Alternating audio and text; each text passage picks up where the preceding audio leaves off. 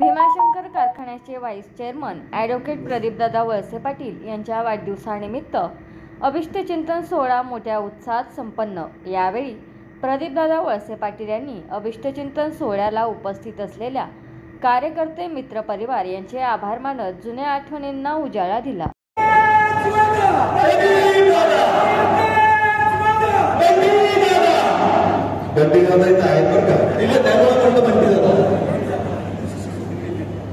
आज माझ्या वाढदिवसाच्या निमित्तानं आपण सर्वजण मोठ्या संख्येनं माझ्या मित्रपरिवाराच्या विनंतीला मान देऊन आपण सर्वजण उपस्थित राहिला आणि एवढं भरभरून प्रेम दिलं त्याबद्दल मी सुरुवातीलाच आभार व्यक्त करतो। जीवनात कोणतेही काय असते तर ते दादांचं नातू होणं, साहेबांचं पुतण्या होणं, माझ्या आई वडिलांचा किंवा बटुरांचा लहान बबू होणं, पूर्वाचा हेच कमावण्यासाठी आणि दादांनी हीच गोष्ट आम्हाला सांगितली, समाजातली जी गोरगरीब जनता आहे, समाजातली जनता आहे हे आपलं कुटुंब आहे। समाजात कुठेही फिरत असताना रविभाऊ मनाशी एक गोष्ट ठाम असते की 50 वर्षापूर्वी आपल्या आजोबांनी ह्या समाजावर मनापासून प्रेम केलेलं आहे, या समाजाला योग्य पद्धतीची दिशा दाखवलेली आहे आणि त्याच्यामुळं तालुक्यात महाराष्ट्रामध्ये कुठेही फिरताना अशी कधी अपराधीपणाची भूमिका कधी आयुष्यात झाली नाही का इथं आपण नजर डोळे एखाद्याला फिरवू शकत नाही।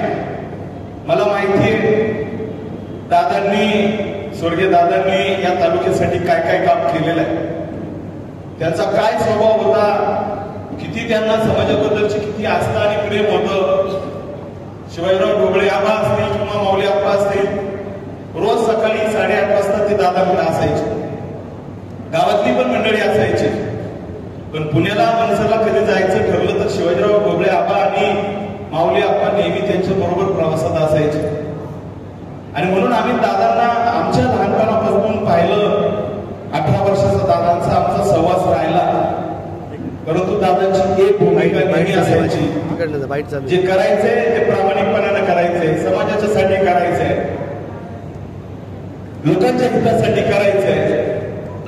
या तालुक्याच्या ज्या संस्था आहेत ती काय आपली वैयक्तिक मालमत्ता नाही, परंतु तिथं जाताना तो आपला श्वास आहे, त्याला जपण्याचं काम आपण करायचंय। आणि म्हणून खरं तर मी माझ्या सगळ्या मित्रपरिवाराला त्यांची 15-20 दिवसापासून सगळी लगबग चालू होती, मी त्यांना सगळ्यांना समजावण्याचा प्रयत्न केला की महिनाभरापूर्वी बंटीदादांचा वाढदिवस खूप मोठा झाला, तालुक्यातली सगळी लोक आली, साहेब स्वतः उपस्थित होते, आता आपण पुन्हा माझा वाढदिवस एवढा मोठा करावा असं नाही। बंटीदादा नेहमी त्यागाची भूमिका घेणारा होता सर। मला आवर्जून आठवतं म्हणजे मी त्यांना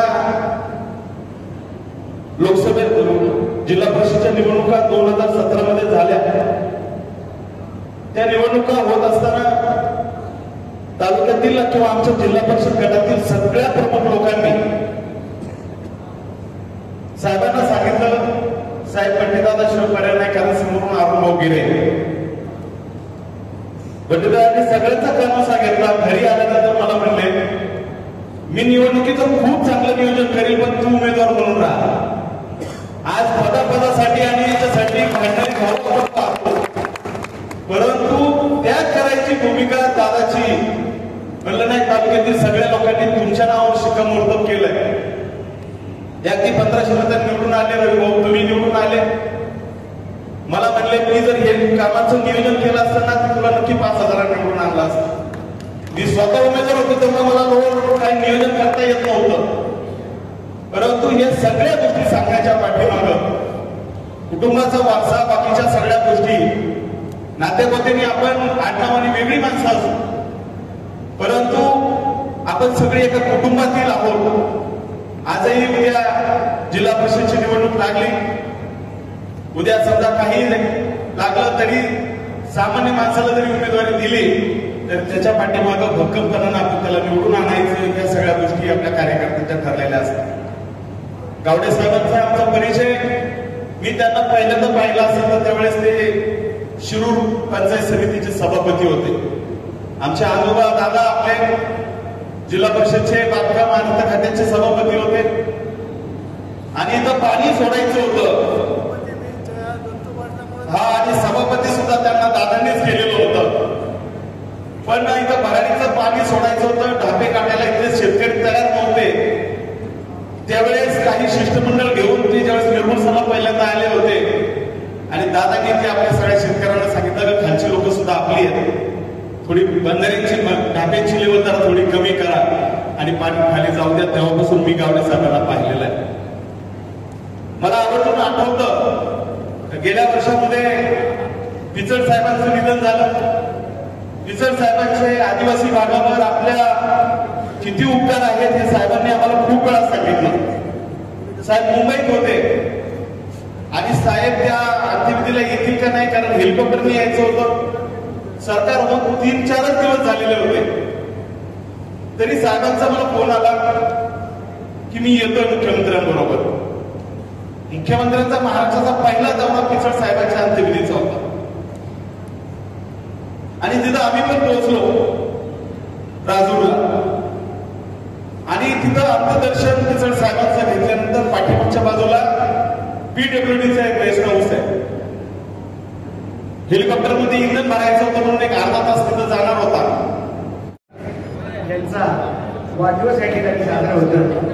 आमचे सर्वांचे तरुण सहकारी आदरणीय प्रदीपदादा वळसे पाटील, खऱ्या अर्थाने आपण शेवटी सांगितलं की प्रदीपदादांचं काम हे सर्वांच्यासाठीच या ठिकाणी असतं. पण आज खऱ्या अर्थाने 21 तारीख आहे. 21 जून हा जागतिक योगा दिन या ठिकाणी व्यक्त होतो आणि 21 तारखेचा महिमा फार मोठा त्या ठिकाणी. 21 जूनचा दिवस जो आहे हा जगातला सगळ्यात मोठा दिवस त्या ठिकाणी गणला जातो. आणि 21 तारखेची जर आपण बेरीज जर केली 2+1 या ठिकाणी 3 अशी बेरीज त्या ठिकाणी होती. आणि आदरणीय वळसेपाटील साहेबांचा वाढदिवस आपण बघितलं 30 तारखेला असतो, त्यांची सुद्धा वाढदिवसाची बेरीज 3च त्या ठिकाणी होती आणि माझा सुद्धा वाढदिवस 3 तारखेलाच असतो. त्याच्यामुळं आजचा जो योगायोग आहे दादाबद्दल बोलावं थोडं आहे. पण आज दादाने व्हाईस म्हणून कारखान्यामध्ये काम करत असताना जसं टेक्नॉलॉजीचा वापर कसा करावा आणि त्याच्यावर सातत्याने नवीन नवीन विषय त्या ठिकाणी असतात. आज मला वाटतं बऱ्याच वर्षांनी एवढा मोठा वाढदिवस करण्याचे लोक त्या ठिकाणी आलेला आहे. उपस्थित सगळे झालेले माध्यम त्या ठिकाणी दादांच्या प्रेमापोटी आलेले आहेत. त्यांना सगळ्यांना ठिकाणी शुभेच्छा देत आहेत. उपस्थित आपल्या सर्वांच्या वतीने दादांचं भाग्यवंश सुखाचं, समाधानाचं आणि भागराटीचं जावं अशी सदिच्छा आणि शुभेच्छा ठिकाणी. तुमचा फ्लॅट, घर, बंगला, व्यापारी गाडे, दुकान, जागा, शेतजमीन, प्लॉट्स विकायचे आहेत का? विकायचे असतील तर आजच आमच्याशी संपर्क साधा. स्थावर मालमत्ता खरेदी विक्रीसाठी आंबेगाव तालुक्यातील विश्वसनीय नाव म्हणजे सीता प्रॉपर्टीज. आमची वैशिष्ट्ये: जलद व्यवहार, तुमच्या प्रॉपर्टीजची योग्य किंमत, मालक व ग्राहक यांच्यात समोरासमोर पारदर्शक व्यवहार. आमचा संपर्क 79 72 82 24 33 आणि 77 09 72 21 38.